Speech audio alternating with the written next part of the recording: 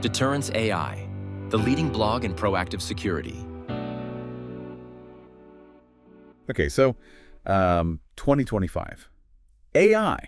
It's everywhere, right? And one place it's really making waves is law enforcement. I'm talking about AI Predictive Policing.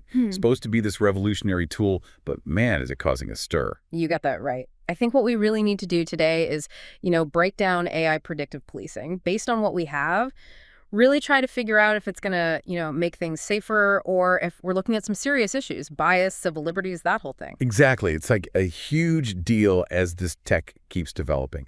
So basically this deep dive is all about, well, first off, what even is AI predictive policing? Right. Then we'll look at what people are saying is so great about it, and then like how it even works, like the concepts behind it. We got to look at those big questions it brings up and what's happening with it here in Australia, and then, where could this all be headed in the future?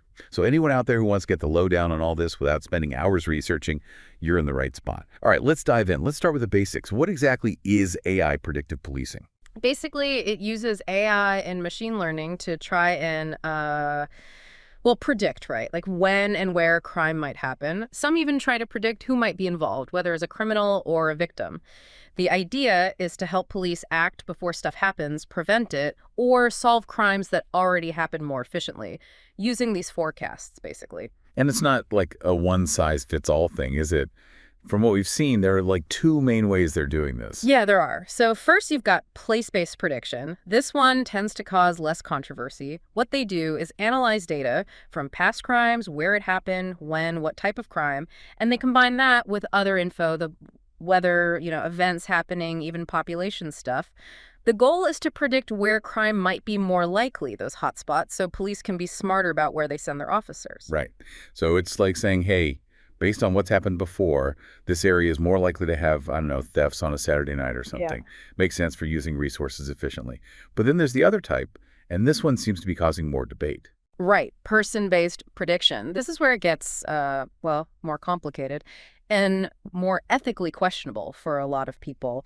These systems try to pinpoint individuals who are statistically more likely to, commit a crime in the future, or maybe become a victim of crime, or even be connected to things like gangs. They analyze a ton of data, like someone's history, who they hang out with, all sorts of personal information. Wow, that sounds like it's getting into some seriously sensitive territory. Yeah. So both of these at their core are about moving away from just reacting to crime after the fact, right? They're trying to anticipate it, stop it before it even happens. Exactly. The idea is that by predicting those high-risk areas or individuals, law enforcement can be smarter about how they deploy their officers.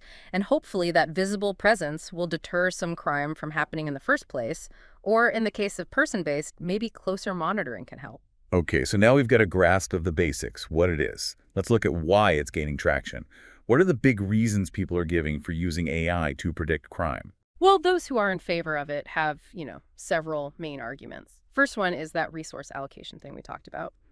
By sending patrols and resources to those predicted hotspots, the hope is that police departments can use their officers, which are often limited, in a smarter way, concentrate them where the data suggests the risk is higher. Makes sense from a logistics point of view. Get the officers where they're most likely to be needed. What other benefits are they talking about? Another big one is the possibility of actually reducing crime. The thought is that if you have more police in these high-risk areas, it could discourage some folks from even thinking about committing a crime. Plus, if something does happen, response times should be faster. Even just the perception of increased police activity could be a deterrent, they say. So a kind of psychological deterrent. Yeah, exactly. Another thing they say is that it improves situational awareness. These systems can give officers insights, data-driven insights about potential risks in a specific area or at a certain time, so they have more to go on as they're out there doing their jobs. Interesting. And then there's this idea that using algorithms could lead to more objective decisions compared to human judgment.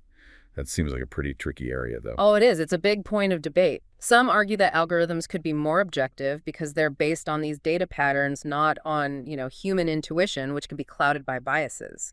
But then the problem is those biases can be baked into the data itself, which raises serious questions about how objective it really is. Right, because if the data used to train the algorithm is already biased. Yeah, then it becomes a self-fulfilling prophecy, doesn't it? Last thing proponents highlight is AI's ability to see those complex patterns in huge data sets, like connections and correlations related to crime that human analysts might completely miss. Makes sense. So there are definitely some reasons why law enforcement might be interested in this. Now, how about we dig into how it all works? Like conceptually, how do these AI predictive policing models actually do their thing? Okay, so big picture, there are a few key steps. First off, data collection. These systems need a ton of data to learn from, right? This usually means official reports on crimes, the location, time, what kind of crime it was, plus things like service calls and arrest records. Sometimes they even pull in census data, what's happening on social media, weather patterns, even things like utility usage. Wow, that's a lot of different information being fed in. Yeah. So then what do they do with all that raw data? Well, it's got to be processed and cleaned. This is a huge part because the data needs to be in the right format for the algorithms to make sense of it. Any mistakes or inconsistencies in the data can really mess things up later on, can skew the results. So the quality of that initial information is really important. Super important. Then comes the training. This is where machine learning algorithms, these are different ways the AI learns to find patterns, come in. They're trained using that historical data so they can learn to see the connections. For example, the AI might learn that a certain type of crime tends to happen more often in certain places at certain times of the week when certain conditions are present. So it's basically using the past to try and predict the future. Yeah. That's it in a nutshell. Once the model's trained, then it can start generating predictions. It uses current data like recent crime reports, info about events happening soon, things like that. And it spits out predictions about where crime is more likely. Sometimes this is specific locations like zones on a map, or if it's person-based, it might flag certain individuals as potentially high risk. And then what happens? How do police actually use these predictions? They usually get the predictions through dashboards or reports. For place-based, it might suggest areas that need more patrols. Person-based might flag someone for monitoring, maybe even intervention, though that really depends on the system and the police department's policies. It's really important to remember, though, that how much impact these AI predictions have depends a lot on the officers themselves, how they interpret the info, how they decide to act on it. Right, because the AI is giving a probability. It's not saying for sure this will happen. It's more like, based on what happened in the past, situations like this sometimes led to crime in these areas. Exactly. They're statistical probabilities. The AI is saying that based on the data, crime similar to what happened before is likely to occur where it's predicting.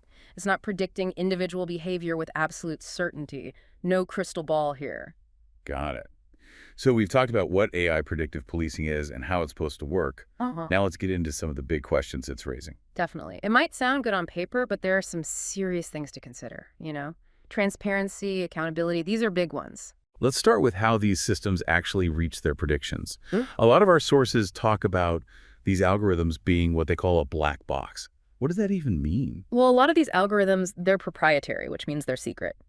And they're super complex. So basically, it's really hard to understand exactly why the AI made a particular prediction. It's like this black box, you put data in, you get a prediction out, but you don't really know what happened in between. So if it says this area is a hotspot, we might not know exactly what data led to that. Right. And that makes it hard to know if it's a good prediction based on solid reasoning or if it's maybe based on flawed connections in the data. I can see how that would make it hard to trust, too. Like if you see more police in your neighborhood because of an AI prediction, but you don't know why, that could feel pretty unfair. For sure. And it makes it hard for people to challenge those predictions. If an individual is flagged by a person-based system and they have no idea why, how can they even argue against it? Seems like if we're going to use these tools responsibly, we need to understand how they work. Absolutely. And this brings up accountability, too. When an AI system leads to something happening, like more police in an area, it can be hard to say who's ultimately responsible for the decisions that are made. Is it the company that created the algorithm, the police department using it, the individual officers? AI kind of muddies the waters when it comes to responsibility. Yeah, figuring out who's accountable is going to be essential. Now, what about the data itself? What it's learning from? Our sources really emphasize how important that is. Oh, that's absolutely crucial. These AI models, they're learning from the data they're given. So if that data is inaccurate or if it reflects stuff from the past that doesn't apply anymore, the predictions will be off. And they're using all sorts of data, right? We mentioned census data, even what people are doing on social media. Yeah, and that brings in a whole other set of issues. Like, if you're using really broad data, you might find correlations that have nothing to do with crime. They're just reflecting other social patterns. It's important to really think about where the data is coming from and what it could mean. So we've got to understand both the data and the algorithms to know if these systems are working properly and to make sure they're being used fairly. Couldn't have said it better myself. And as the technology keeps advancing, we're going to need to keep evaluating it, keep having this conversation about AI predictive policing. So where does Australia fit into all of this? What have we been doing with AI predictive policing? Well, there's definitely been some interest in a few trials, but it just doesn't seem to be as widespread here, especially the kind that focuses on individuals compared to some other countries. What kind of trials are we talking about? What have they been doing here? Well, from what we can tell, some state police forces have been looking into and testing out data analysis tools, ways to identify those crime hotspots we were talking about. Some of them might be using basic prediction based on past crime data, but it's tough to find a lot of public info about exactly what they're doing and what the results have been. Placeholder for external link, news article or report on Australian police predictive policing trials. So it seems like in Australia, they're more interested in predicting where crime will happen, not so much who will do it. Yeah, that seems to be the trend. If they are using these technologies, it's more about those place-based predictions, like where property crime might happen. They haven't really gone for those more complicated, more intrusive person-based predictions, at least not in a big way. What about the laws? Are there rules about how police can use AI here in Australia? Well, we've got our general privacy laws and laws about surveillance, those would apply. But specific laws about AI predictive policing, that's still developing. Placeholder for external link, AHRC report on AI and human rights. There's also a lot of discussion happening, among legal experts, academics, about the ethics of it all, how it could impact society. So Australia seems to be taking a more cautious approach, watching how things unfold globally. Yeah, I think that's a fair way to put it. They're being more careful, and if they do decide to use more advanced AI predictive policing tech in the future, you can bet there will be a lot of scrutiny, a lot of focus on making sure it's ethical. Looking ahead then, what are some of the possible futures for this technology? And what kind of regulations might we see? Well, it's hard to say for sure, but there's a lot of research going on trying to make these AI models more accurate, more reliable. They're also working on better ways to train them and to understand how they're reaching their predictions. So the tech itself is still changing. Oh yeah, big time. And while that's happening, there's more and more discussion about needing clear rules, ethical guidelines about using AI in policing. That could be things like requiring transparency about how these systems work, having independent audits to make sure they're accurate and fair, and maybe even rules about what kind of data they can use. It sounds like finding that balance is key, isn't it? Using the good parts of AI while making sure it's used responsibly and ethically. You got it. I think the way forward is going to involve a lot of discussion. Researchers, policymakers, law enforcement, and the community all need to be involved. That's how we figure out how to use this stuff so it benefits everyone, not just some. So to sum up what we've learned in this deep dive into AI predictive policing, it seems like it has potential. It can analyze a lot of information and find patterns that could help police use their resources better, maybe even prevent some crime. That's the hope anyway. Data-driven insights to be more proactive. But, as we've seen, there are some major issues that need to be addressed, especially transparency, how these systems work, and making sure there's accountability when they're used. We've got to know what data these models are using, how they make their predictions. That's how we make sure they're working the way they should and being used responsibly. And here in Australia, it seems like we're being a bit more cautious, which is probably a good thing. There's definitely a lot of debate going on about the ethical and societal implications. Yep. People are aware of both the potential benefits and the risks, and they want to be careful. It seems clear that as AI keeps advancing, this conversation about how it's used in law enforcement and other areas too is only going to become more important. Oh, absolutely. The challenge is figuring out how to use its power in a way that benefits all of society, not just some, while respecting those fundamental rights we hold dear. Well, it's a complex issue, and I hope this deep dive has helped you understand it better. As you come across discussions about AI, and you will, think about the balance, the potential good, and the need for careful thought, ethical considerations. What principles do you think are most important when it comes to developing and using tech like this? It's a question worth thinking about. Thanks for joining us for this deep dive.